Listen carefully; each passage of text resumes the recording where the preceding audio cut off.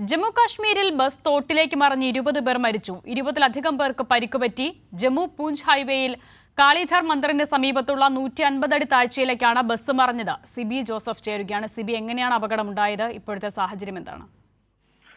അസിത, ജമ്മു കാശ്മീരിൽ തീർത്ഥാടകരുമായ പോയ ബസ്സാണ് മലയിടുക്കിലേക്ക് മറിഞ്ഞ് ഇപ്പോൾ 20-ലധികം പേർ മരിച്ചു എന്ന റിപ്പോർട്ടുകൾ പുറത്തുവരുന്നത്.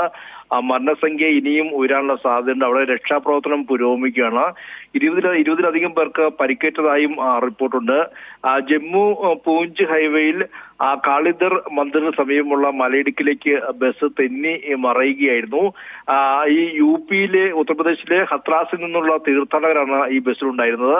ഇവർ ആദ്യം ഹരിയാനയിലെ കുരുക്ഷേത്രയിൽ സന്ദർശിക്കുകയും പിന്നീട് ജമ്മുവിലെത്തുകയും ജമ്മുവിൽ നിന്ന് റിയാസി ജില്ലയിലെ ശിവക്കോരി ക്ഷേത്രത്തിലേക്ക് പോകും വഴിയാണ് ഈ ഒരു അപകടം ഉണ്ടായത്.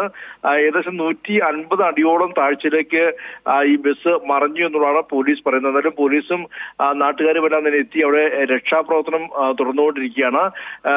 വളരെ ദാരുണമായ ഒരു സംഭവം തന്നെയാണ്. 20-ലധികം പേർക്ക് ആദ്യം 7 പേർ മരിച്ചു എന്നുള്ള റിപ്പോർട്ടാണ് വന്നതെങ്കിൽ പിന്നീട് അത് മരണസംഖ്യ ഉയരുകയും ഇപ്പോൾ 20-ലധികം പേർ മരിച്ചു എന്നുള്ള ഒരു റിപ്പോർട്ടുകളാണ് പുറത്തുവരുന്നത്.